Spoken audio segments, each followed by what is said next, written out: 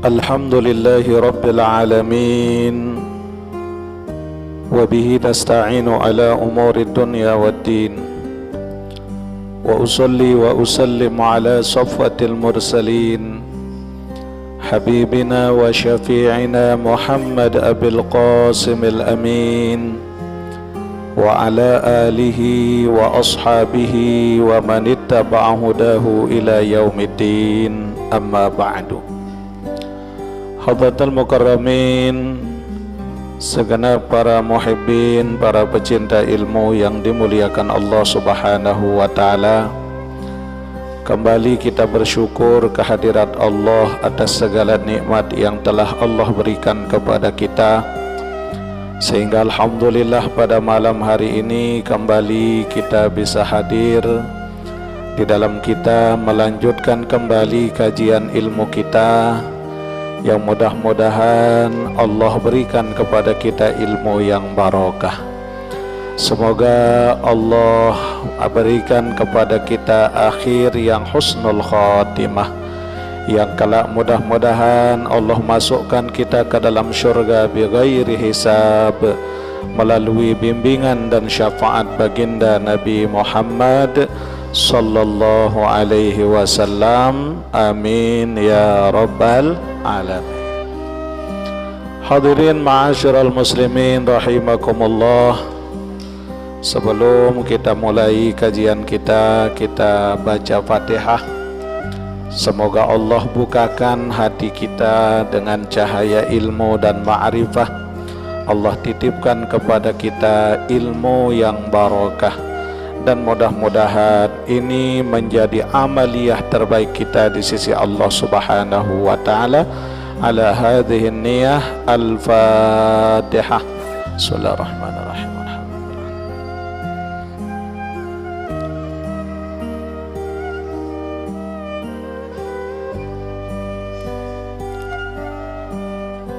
Fatihah yang kedua kita hajatkan kepada kedua orang tua kita dan guru-guru kita yang masih hidup. Semoga Allah sehatkan jasmani dan rohaninya, Allah panjangkan umurnya, Allah berkahi hidupnya.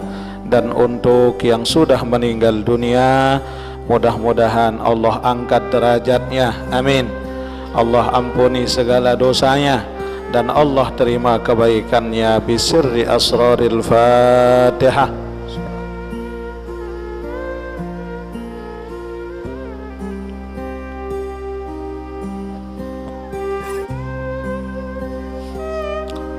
Hadirin ma'asyiral muslimin, para muhibbin rahimakumullah, kita lanjutkan kajian hadis kita. Bismillahirrahmanirrahim. Qala al-muhaddits rahimahullahu ta'ala wa nafa'ana bi'ulumihi fid daraini amin. Wa qala an-nabiy sallallahu alaihi wasallam, ud'u allaha wa antum muqinuna bil ijabah, wa'lamu anna allaha ta'ala la yastajibu du'a min qalbin ghafilin lahin. Rawahu at-Tirmizi an Abi Hurairah. Bahwa Nabi sallallahu alaihi wasallam bersabda, ud'ullah wa antum muqinuna bil ijabah. Banyaklah kalian berdoa kepada Allah, banyaklah kalian memohon kepada Allah. Kenapa wa antum muqinuna bil ijabah? Sementara di samping kalian memohon kepada Allah itu, engkau harus yakin tentang doa-doamu itu mesti diijabah oleh Allah. Jadi ini anjuran baginda Nabi. Kalau kita berdoa minta kepada Allah, dalam hati kita harus ada keyakinan bahwa Allah akan menerima doa kita, bahwa Allah akan mengkabul doa-doa kita, Allah akan mengijabah segala permohonan-permohonan kita. Wa antum muqinuna bil ijabah, kalian minta kepada Allah sementara kamu harus yakin, kata Nabi, tentang diijabahnya doa-doamu oleh Allah Subhanahu wa ta'ala. Karena ana inda zanni abdi bi, kata Allah, Aku ini tergantung prasangka dari hambaku. Jadi kalau kita sebagai hamba niki yakin kepada Allah tentang kebesaran Allah, tentang kasih sayang Allah, maka Allah tidak akan menjadikan hambanya terpuruk dalam hidupnya. Itu janji Allah.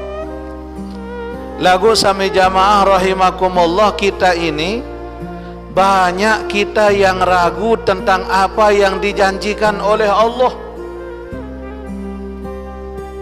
Banyak kita yang tidak yakin tentang apa yang sudah dijamin oleh Allah. Namun kita tidak pernah takut kepada sesuatu yang tidak pernah ada jaminan dari Allah kepada kita. Apa yang dijamin oleh Allah kepada kita Bapak Ibu? Yang pertama, setiap hamba yang meminta, Allah pasti akan kabulkan. Mana dalil dalam Al-Quran? وَإِذَا سَأَلَكَ عِبَادِي أَنِّي فَإِنِّي قَرِيبٌ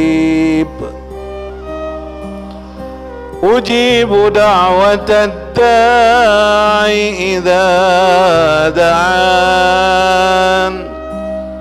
فَلْيَسْتَجِيبُوا لِي وَلْيُؤْمِنُوا بِي la'allahum yarshudun. Ini dalil dari Allah. Wahai Muhammad, kata Allah, apabila hambaku bertanya kepadamu tentang aku, katakan aku ini dekat dengan mereka. Allah Ta'ala nu rapat le dalam diri terjemaah. Allah itu dekat. Cuma kita yang menjauh dari Allah. Ita luwe pejauh diri ta leman Allah Ta'ala. Baru nasugih sekedi lupa sembahyang. Laris dagangan lepante piral kenjekan rame lalu. Lupa sembahyang asar. Apalagi lamun arah pengajian Tuan Guru Mahsun sore-sore. Waidi, sepi pengajian, kalah isi jualan lepante viral si menu lagu ibu, lagu ini si Rere ini ya doang wah ini. Nah ini kita yang menjauh dari Allah, padahal Allah yang menunggu datangnya kita sebagai hamba. Jaminan Allah pertama adalah Allah mengabulkan doa. Yang kedua yang sudah Allah jamin kepada kita apa? Rizki. Rizki. Lagu ara andek dengan talawate gara-gara rizkin dengan. Oh. Ara nggih? Ara andek dengan dek besapak gara-gara beda bagian harta waris. Ara andek dengan dek saling sapa gara-gara tetangga beli motor baru. Ya Allah. Urusan rizki tidak boleh kita iri terhadap orang lain. Sudah keruan jatah rizki kita masing-masing. Misalkan tiang, nggih, meskipun air ini sudah ada di hadapan saya, belum tentu air segelas niki adalah mutlak rizki saya, belum tentu. Karena bisa saja tiang tidak minum ini air, dan setelah kita selesai pengajian, wallahu a'lam, saya ngepe rizki barehnya setelah pengajian. Tapi mana yang mutlak sudah menjadi rizki kita? Apa yang sudah masuk kita nikmati di dalam diri, inilah bagian kita. Maka sami jamaah, ketika pelungguh punya harta, puaskan diri pelungguh dengan harta yang pelungguh punya sebagai sangu untuk ibadah kepada Allah. Dendek simpen-simpen. Ni berduin tangkong salemari lagu ye diri kadun jangkan dakin telukin tal. Ganti-ganti. Ibu, kira-kira pira ruwet telekong delik lemari? Waktu lebaran lain telekong denge? Lain. Terawih? Lain. Bilang jelo? Ya Allah, berarti pira wani? Urusan ibadah, ketika kita punya fasilitas untuk ibadah, ganti fasilitas itu bila perlu gunakan semuanya untuk beribadah kepada Allah. Kenapa? Semakin banyak yang kita gunakan untuk ibadah, maka semakin banyak yang akan menjadi saksi membela kita nanti di hadapan Allah. Maka dendek pelit lalu. Ibu nggih? Pelunggu punya uang. Gunakan uang itu sebaik-baiknya sebagai sangu ibadah kita kepada Allah. Bila perlu umroh berkali-kali, pulang haji, daftar haji lagi, pulang haji, daftar haji lagi. Lagu luwe ongkat dengan bapak, lamun temate baru ampun sepi. Kalau urusan raos dengan, jangan harap kita selamat dari gunjingan manusia.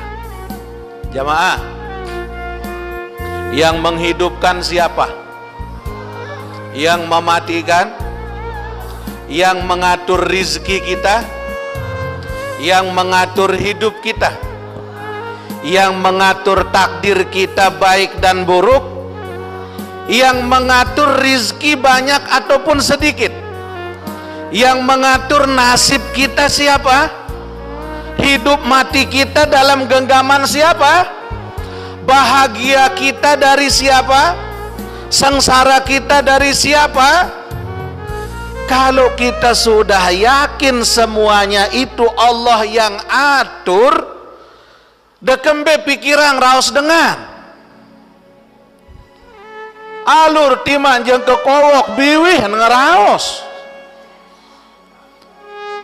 Meskipun berubah dia punya mulut untuk menjelek-jelekkan kita di hadapan manusia, kalau Allah tidak ridho, demi Allah tidak akan bisa menjatuhkan kita. Paham niki? Akak dendek pikiran lalu raus dengar nyunjut baik ibadah. Bila perlu arak rizki beliang mas seninan deluik-luik beliang bayar apa-apa angkat dengan. Nggih? Iya, gunakan untuk sanggup ibadah. Kenapa? Karena belum tentu kita punya keluarga nanti setelah kita mati, belum tentu keluarga kita ingat kepada kita. Betul? Lemak ninggal dunia tiang pelungguh, matilah kita dari dunia ini. Kita punya anak 3, semuanya udah berkeluarga. Yang satu jadi dokter, punya anak 3. Yang satu jadi guru, punya anak 2. Yang satu jadi perawat, punya anak 4. Arak langan anak dia pikiran kita jadi dengan tua sewah mati. Arak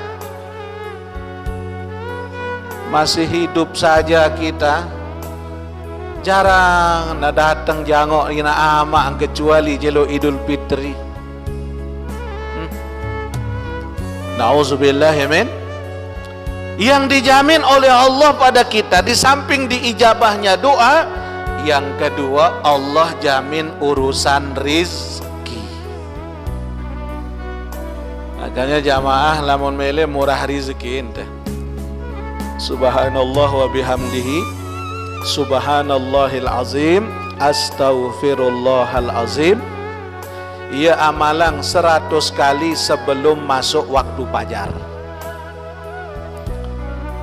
Maka meskipun kita tidak mau dengan dunia, dunia itu yang akan ngejar kita. Itu kata para ulama. Subhanallah wa bihamdihi, subhanallahil azim, Astaghfirullahal. Coba. Subhanallah wa bihamdihi. Astaghfirullahal. Berapa kali? 100 kali. Kapan dizikirkan? Sebelum waktu fajar. Piran maksud niki sebelum masuknya waktu imsak, berarti di waktu tahajud. Bapak Ibu pelunggu sami yang ingin cepat dinasibkan oleh Allah menuju tanah suci, zikirkan ini sebelum masuk waktu fajar 100 kali. Apa bisa lebih Pak? Bisa. Itu bilangan paling kurangnya. Kalau mau lebih daripada itu juga alhamdulillah lebih bagus. Lagu dendek sejelo untuk baca. Terus istiqomah. Nah, apa yang tidak dijamin oleh Allah, ini banyak kita yang tidak takut nih. Banyak kita yang tidak memikirkan sesuatu yang tidak ada jaminan dari Allah. Apa? Mati. Mati. Kira-kira harap cukup sanggup Ibu? Harap cukup? Ndek man? Pira ampun cukup sanggup dah. Yang tidak ada jaminan Allah pada diri kita adalah al-maut, yaitu maka ud'ullah wa antum muqinuna bil ijabah. Mintalah kepada Allah dan engkau harus yakin dengan permintaanmu itu Allah akan ijabah apa yang engkau minta. Jadi tidak ada namanya doa yang tidak didengar oleh Allah. Cuma bentuk pengkabulan doa itu, nah ini yang dibagi oleh Allah. Ada orang yang doanya dikabul di dunia sekaligus. Ada orang yang doanya sedikit dikabul di dunia, tapi nanti dibayar cash oleh Allah di akhirat. Namun ada juga orang yang di dunia tidak dikabul doanya oleh Allah. Bukan tidak dikabul, ditunda pengkabulannya di dunia, namun Allah sudah siapkan pengkabulan doa-doanya nanti di akhirat. Nah, ini orang yang luar biasa. Makanya jamaah, kalau pelungguh bertemu dengan orang soleh, kalau kita berjumpa dengan orang alim, setiap kita berjumpa dengan mereka, selalu mereka mendoakan kita. Makanya jangan pernah bosan minta doa kepada orang soleh. Mana-mana, oh tunas doa Pak Kiai, mohon doa Pak Tuan Guru, mohon doa. Kita saling mendoakan. Kenapa? Kata Nabi SAW, jangan engkau menuntut Allah untuk doa-doamu dikabulkan segera. Tapi tabunglah doa-doamu di dunia agar Allah kabulkan itu dengan sempurna doa-doa itu nanti di akhirat. Itu yang bahagia itu. Makanya dalam agama jamaah, setiap perbuatan baik yang kita lakukan, bahkan kita tertidur, bahkan dikala kita mandi, kita masuk ke kamar mandi pun ada doanya. Ini agama kita luar biasa. Sila, sebelum kita makan, apa doanya? Allahumma barik lana wakina.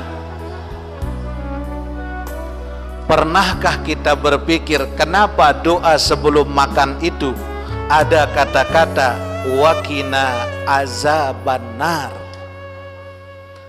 Emang apa hubungan orang makan dengan api neraka? Allahumma barik lana bima rozaqtana wakina. Kadang lamun terlelah lalu, wan tak lelah lapar malik guyu nak berdoa. Besok ima doang dek nula langsung nyekop. Nggih? Dan adab dalam makan itu luar biasa. Coba lihat adabnya Rasulullah Shallallahu Alaihi Wasallam. Diajarkan kita dalam agama agar berkah makanan itu menjadi sanggup kita ibadah kepada Allah. Bagaimana cara Nabi?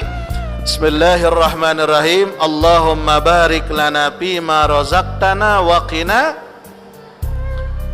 Pertama, Nabi mengambil makanan dengan dua jari dari pinggir. Setelah dua jari, 3. Setelah 3, 4. Setelah 4 baru 5. Kenapa? Karena dari masing-masing jari ini akan berdoa kepada Allah Subhanahu wa Ta'ala agar setiap makanan yang masuk mendatangkan barokah. Sedih leman mulai lamun sida berembe.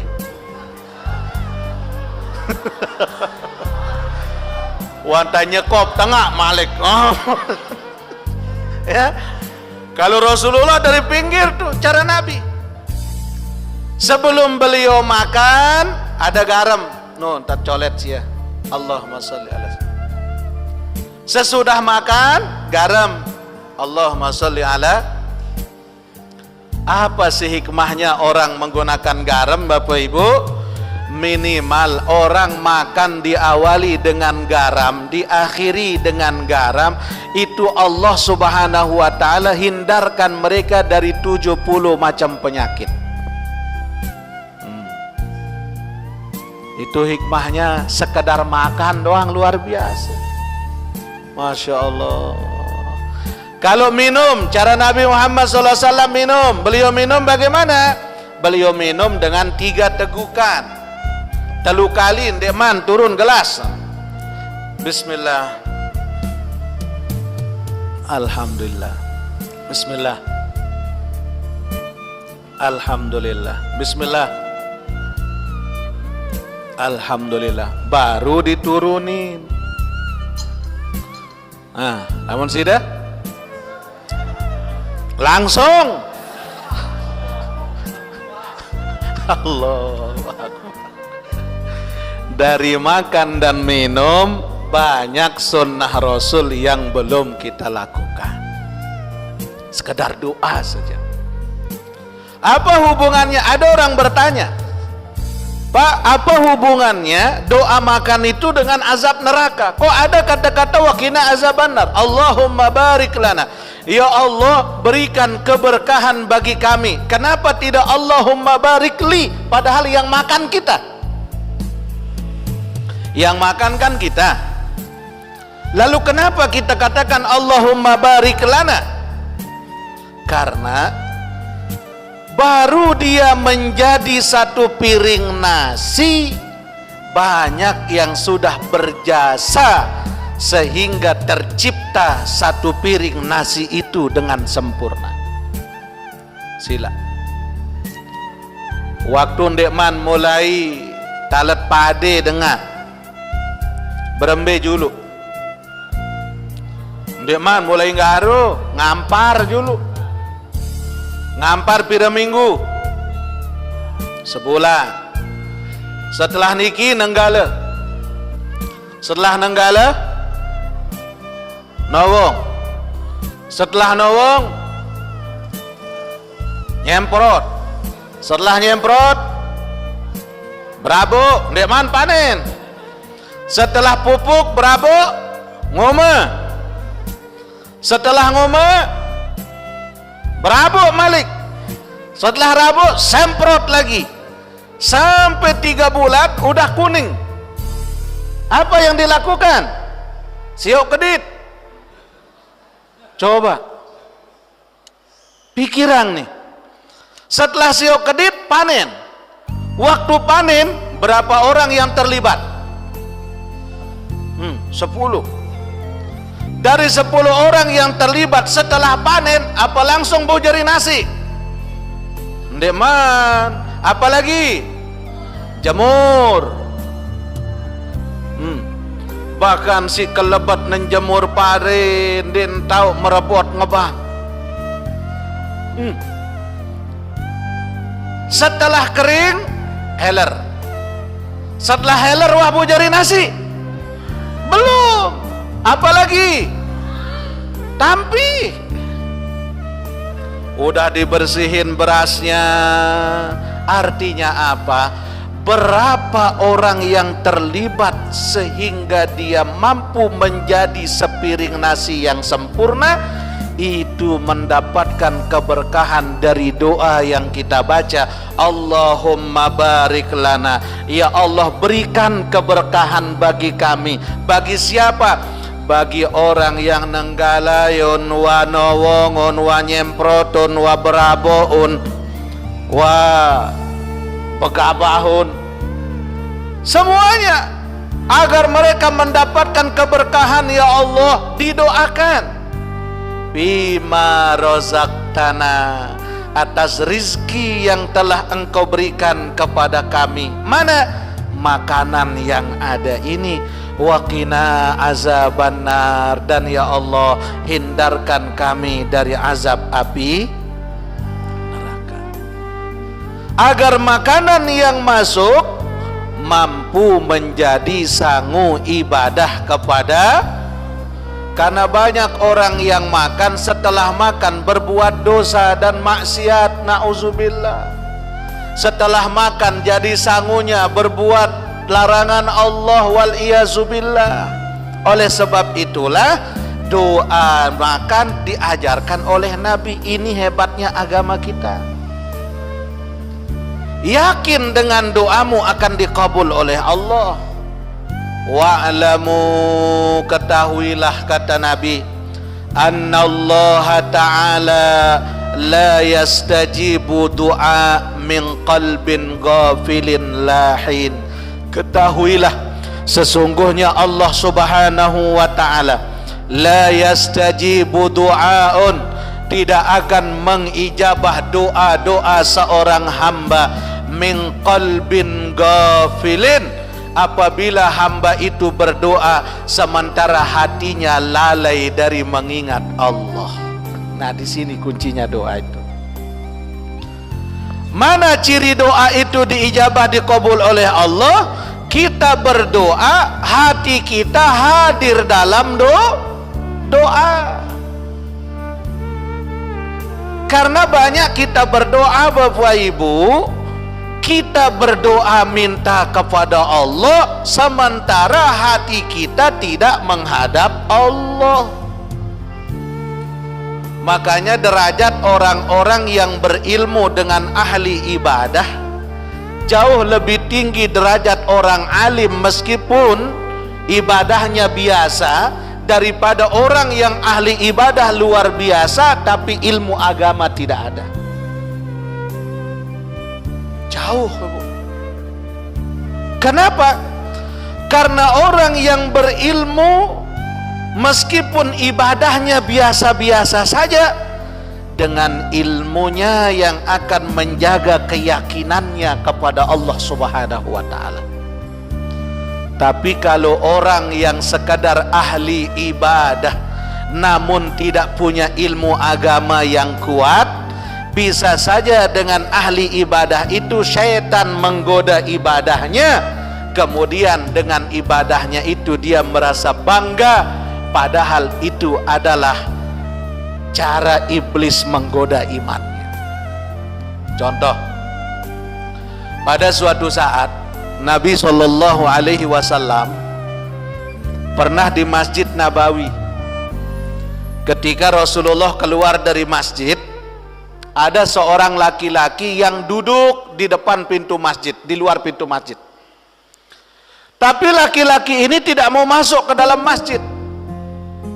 Dia meletama. Akhirnya apa kata Nabi? Ya rijal, kenapa kamu tidak masuk ke masjid? Apa kata orang ini? Ya Rasul, memang saya niatnya tidak akan ibadah di masjid, cuman datang doang. Wah, nah, kamu datang untuk apa terus? Tidakkah orang di masjid itu ibadah, tapi kamu kok cuman di luar pintu masjid dan tidak mau masuk? Apa kata orang ini? Ya Rasul, aku ini iblis. Saya ini iblis, kata laki-laki ini. Nah terus kau datang kemari kenapa? Tiang datang ya Rasulullah untuk menggoda orang yang sholat itu. Itu orang yang sedang ibadah, yang sedang sholat, yang rajin ibadahnya dari tadi sholat melulu, itu yang mau saya goda. Tapi saya tidak berani masuk ke dalam masjid. Kenapa? Karena di sampingnya yang sholat itu ada orang yang sedang tertidur. Saya takut kepada orang yang tidur itu ya Rasulullah. Nah ini aneh nih. Dengan sembahyang ia nemilih nagoda, sementara dengan si tinduk nikin dek nabani si iblis. Apa kata Nabi? Kenapa orang sholat mau kamu goda kehusyuannya, sementara orang yang tidur kamu takut kepadanya? Kata iblis, ya Rasul, orang yang sholat itu saya tahu kadar imannya. Dia sholat sekedar ibadah, tapi ilmunya tidak ada. Meskipun dia sholat, saya tahu mbe andangangan na sembahyang no, timak na sembahyang 100 rakaat lagu tu pante pira landangangan. Hatinya mikirin selain Allah meskipun dia sholat itu. Makanya mau saya goda. Cuma yang membuat saya takut orang yang tidur di sampingnya. Itu siapa? Kata iblis, itu orang alim, meskipun dia sedang tertidur tapi kolbunya hidup berzikir kepada Allah Subhanahu wa ta'ala.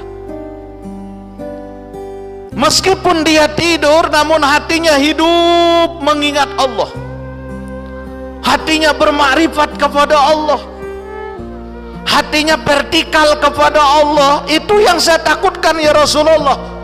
Saya lebih takut orang alim meskipun tertidur daripada orang ibadah tapi dia bodoh dari segi agama. Ya ampun, luwek dengan ngaji tarekat ngonek-ngonek sirin tinggi ajiannya, tamat sembahyangnya terus. Ya?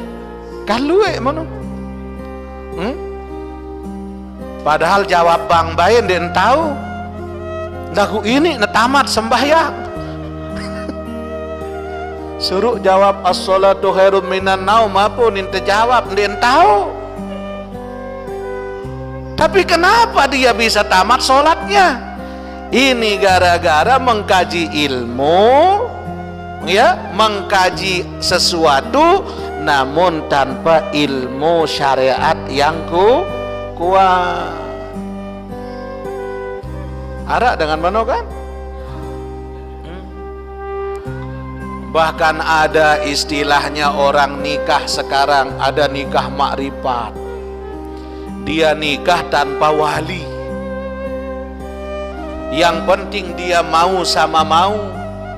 Sehingga dia katakan apa cukup Allah menjadi wali kita secara makrifat, dan yang lahir adalah seorang waliullah. Coba ya merawalid Nuh nih. Ini sekarang Bapak Ibu. Makanya ilmu agama ini mesti kuat. Makanya Nabi katakan, la yastajibu annallaha la yastajibu du'a min qalbin ghafilin. Allah tidak akan mengabul doa-doa seorang hamba ketika mulutnya berdoa namun hatinya lalai. Mana maksud hati yang lalai? Hati yang tidak ada khasyah kepada Allah, hati yang tidak ada rasa takutnya kepada Allah. Makanya jamaah perbanyak asma ya latif. Selesai sembahyang mana-mana ya latif itu pelungguh baca 7 kali ya latif sambil pegang dada kita. Ya latif, ya latif, ya latif, ya latif, ya latif, ya latif, ya latif. Kenapa asma ya latif?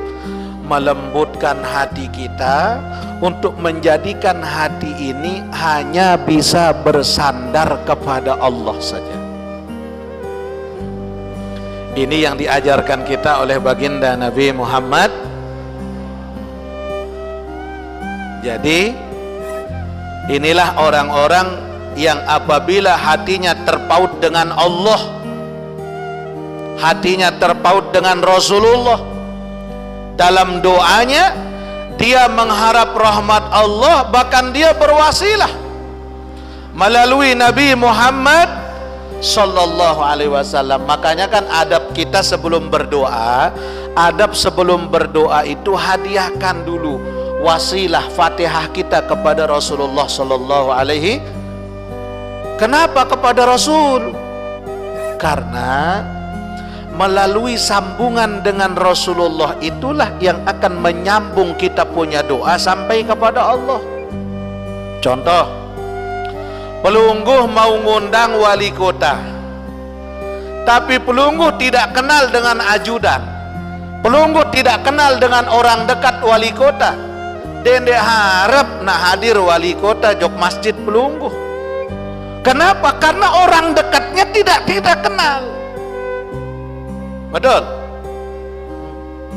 Pelungguh buat proposal, ndara hujan, ndara angin, masukkan proposal. Kalau kita tidak punya orang dalam, jangan harap. Dan diharap. Malahan proposal Pelungguh kadun bungkus-bungkus kacang hidangan. Tapi kalau kita punya orang dekat, cepat nyampenya. Nah, kita tidak ada yang paling dekat dengan Allah itu kecuali Nabi besar Muhammad. Makanya wasilah kita kepada beliau. Allahu Allahu Allah, oh Allah Allah, oh Allah, la ilaha illallah. Allah Allahu Allah, oh Allah Allah, oh Allah, la ilaha illallah. Ayo zikir Allahu Allahu Allah, oh Allah Allah, Allah, la ilaha illallah. Allah Allah Allah, oh Allah Allah Allah, la ilaha. Rindunya daku kepada bumi Madinah, takkan terobat walau sudah ziarah. Sekalipun menangis berair mata darah, hati kan tetap rindukan Rasulullah. Allahu Allah, oh Allah, oh Allah, Allah, Allah, la Allah, Allah, Allah, oh Allah, Allah, Allah, la ilaha. Masya Allah, tenang angan ibu. Iya, sekedar kita menyebut asma'nya saja udah tenang hidup hati, menyebut nama Rasulullah saja udah tenang rasa hati. Makanya adab doa itu diajar kita sama Nabi. Jadi yang pertama itu jangan lupa wasilahnya. Makanya kan ulama ajarin kita ila hadratin nabiyil mustafa, atas kehadiran, kemuliaan Nabi Muhammad yang bergelar Ar-Mustafa, agar doa kita sampai kepada Allah, maka Fatihah wasilahnya beliau. Hingga baginda Nabi, kalau ada beliau berdoa itu, pertama ketika mengangkat tangan itu, adab orang berdoa itu harus mengangkat tangan. Ibarat kita sedang minta, butuh pertolongan. Ini banyak kita minta, namun mengangkat tangan malas, abot ngangkat imam. Apalagi lamun belo lalu doa dengan doa imam. Amin. Nah, kalau Rasulullah ajarin kita bagaimana cara beliau. Pertama, kalau beliau berdoa, doanya yang biasa. Doa untuk diri beliau, doa untuk keluarga beliau, doa yang biasa. Rasulullah ketika mengangkat tangan itu, beliau menaruh kedua telapak tangannya persis di depan dadanya.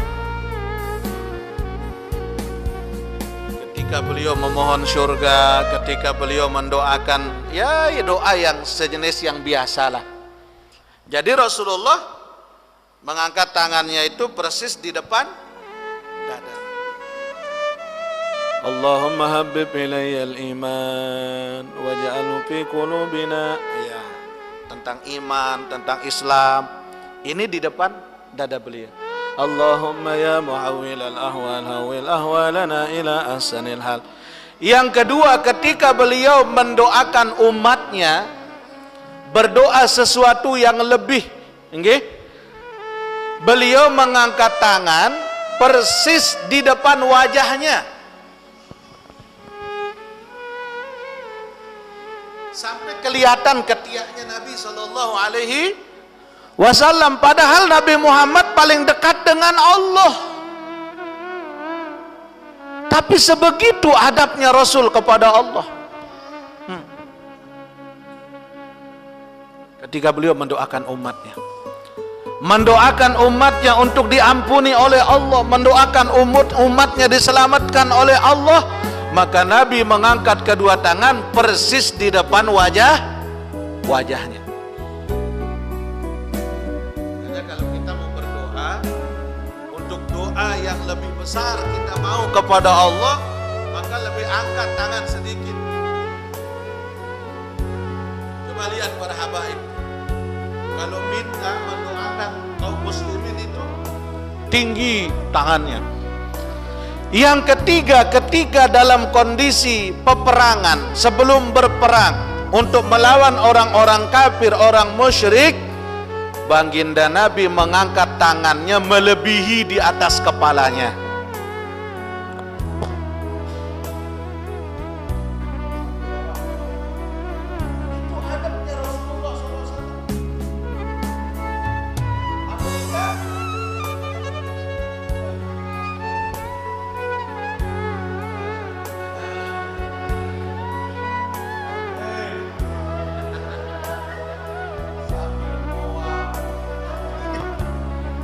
Ya Allah, gaya itu nih. Wah, ibadah kurang, zikir kurang, sedekah kurang, abot ngangkat tangan. Bahkan abot berdoa, assalamualaikum, assalamualaikum, al-fatihah jari. Wah, aduh masih pada doang kena nih. Ya, dengan abot. Ada santri le pondok, pagah santri niki, dia bilang begini, ada pertanyaan pas ngaji hadis subuh, ada di narak lalu neketuanang kanak niki, lagu hebat, berani dia bertanya. Dia bilang apa? Izin bah mau nanya. Apa? Allah itu kan maha tahu. Ya. Kalau Allah maha tahu, kenapa kita doa panjang-panjang? Nah terus doamu apa? Ya Allah, kau tahu yang ku mau. Al-Fatihah. Astagfirullah. Saya Yasin berdoa, Bu. Ya Allah, kau tahu yang ku mau. Al-Fatihah. Astagfirullah. Mula ganti yang sili lagu lelah tiang rere isi kanak nih. Ya Rob. Nah, jadi begitu adabnya Nabi dalam berdoa. Jadi la yastajibu doa min qalbin ghafilin lahin.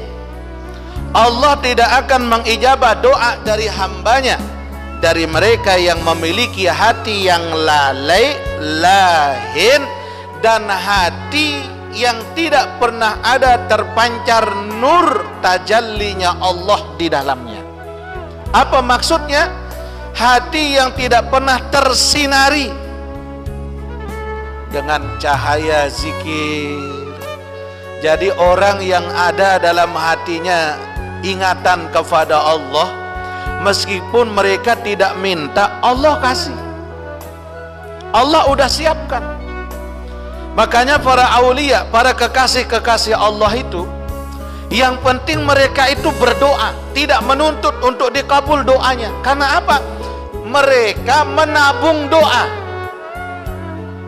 Nanti diijabah doanya itu oleh Allah di yaumil akhir. Itu yang diharapkan oleh mereka.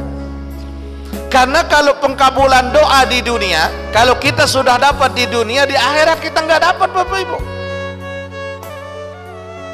Makanya perbanyak doa. Mau jalan, doa. Meskipun bismillah tawakkaltu 'ala Allah la haula wala quwata illa billahil aliyil azim.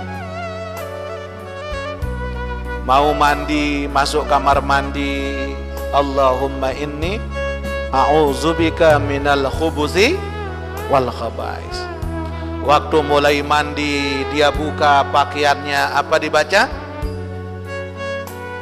Bismillahilladzi Bismillahilladzi la ilaha illahu. Jadi kalau ini kita baca ketika mulai buka pakaian, waktu mandi, iblis syaitan itu buta matanya, tidak bisa melihat kita punya badan. Ibu, apa bacaan dalam membuka pakaian? Ndara.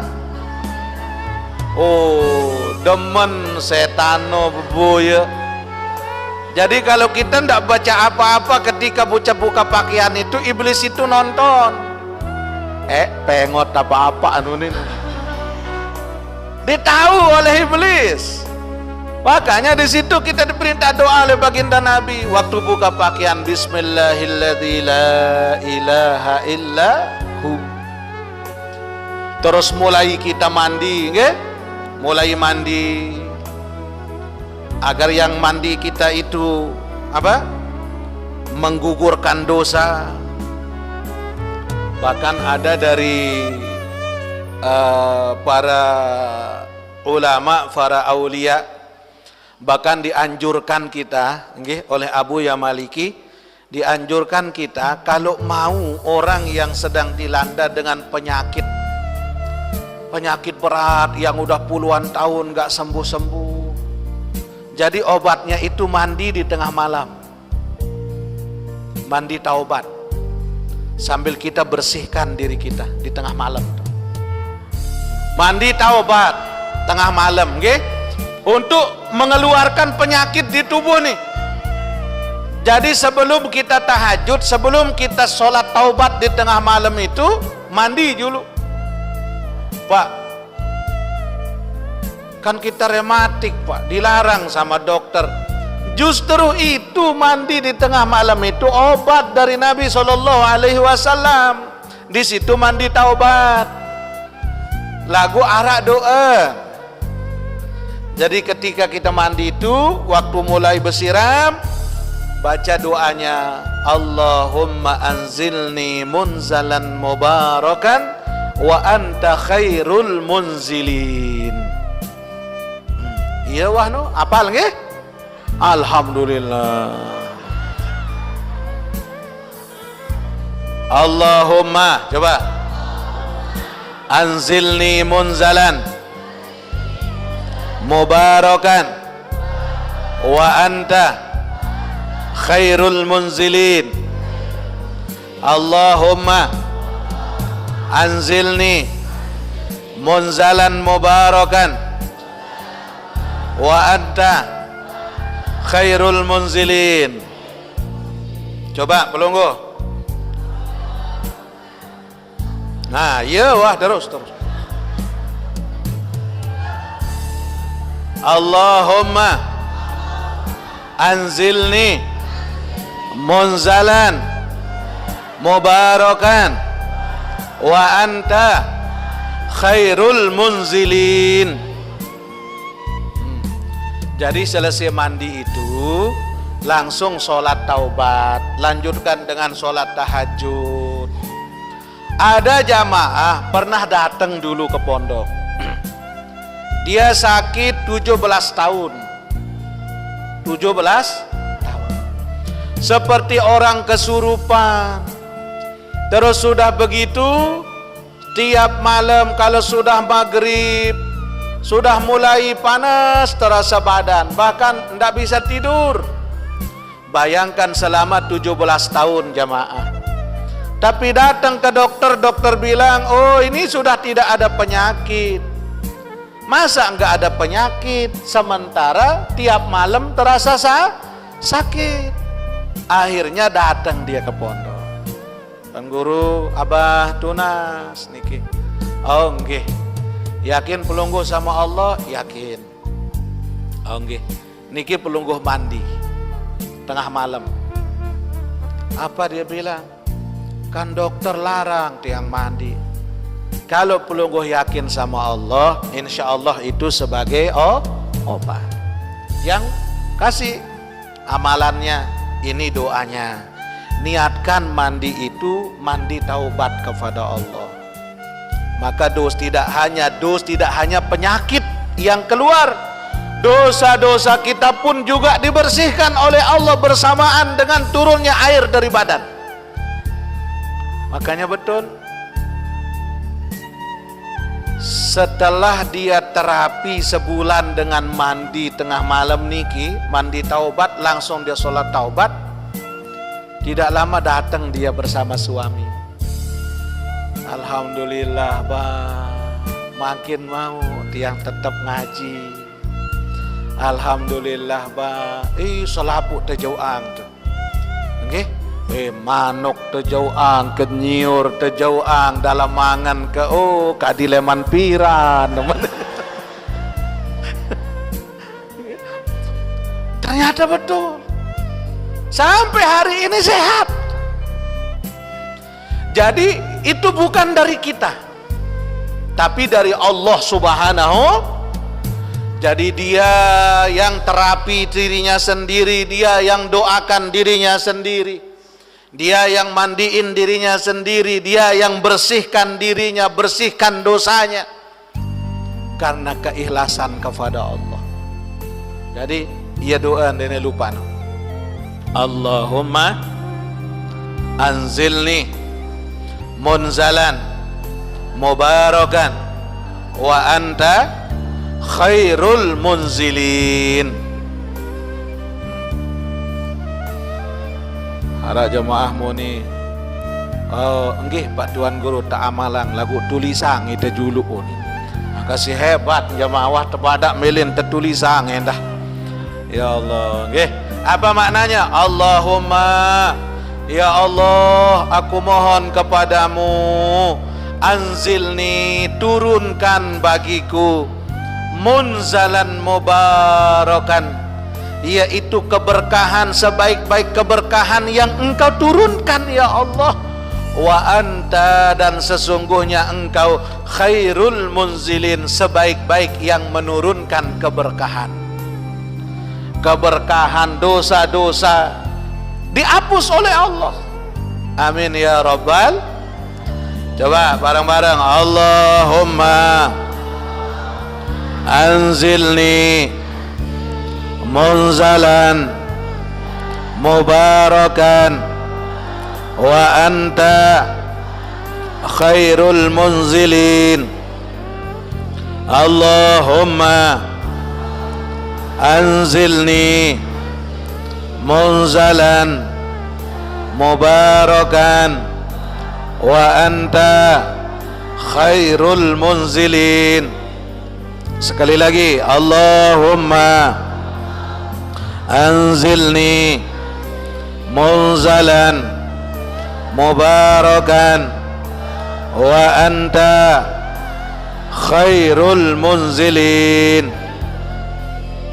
Nah, nanti kalau pelonggo belum hafal, nanti dibuka di channel YouTube yang dua niki, nggih, di Rudy Sound System sama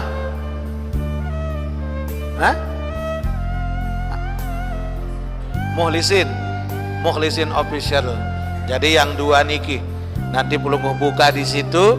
Oh, di kemana apa Tuan Guru, nanti putar dia di situ. Nanti Bapak Ibu akan lihat di situ. Oh, nih doa siwi piano. Jadi rugi kita kalau kita tidak amalkan, nggih. Jadi kita sama-sama tiang pun juga lakukan ini. Mudah-mudahan dengan kita mengerjakan ini, melakukan apa yang disunnahkan oleh Nabi sallallahu alaihi wasallam, mudah-mudahan tidak hanya dosa-dosa kita yang dibersihkan oleh Allah, hati kita pun juga disucikan oleh Allah, hingga hati kita hadir dalam ibadah, hati kita hadir dalam doa, hati kita hadir ketika kita munajat kepada Allah Subhanahu wa taala. Amin ya rabbal alamin. Bisirril Fatihah. A'udzubillahi minasyaitonir. Bismillahirrahmanirrahim. Alhamdulillahi rabbil alamin. Assalatu wassalamu ala asyrafil anbiya'i wal mursalin sayyidina Muhammadin wa ala alihi wa sahbihi ajma'in. Allahumma aghnina bil ilmi wa zayyinna bil hilmi wa akrimna bit taqwa wa jammilna bil afiyah. Allahumma ya muhawwil al ahwal hawwil ahwalana ila sinil hal bihawlika wa quwwatika ya aziz ya muta'al. Allahumma anzilna munzalan mubarakan wa anta khairul munzilin. Allahumma anzilna munzalan mubarakan wa anta khairul munzilin. Allahumma anzilna munzalan mubarakan wa anta khairul munzilin. Rabbana atina fid dunya hasanah wa fil akhirati hasanatan wa qina azaban nar. Wa sallallahu ala sayyidina Muhammadin wa ala alihi wa sahbihi wa sallam. Walhamdulillahi rabbil alamin. Bisirril Fatihah.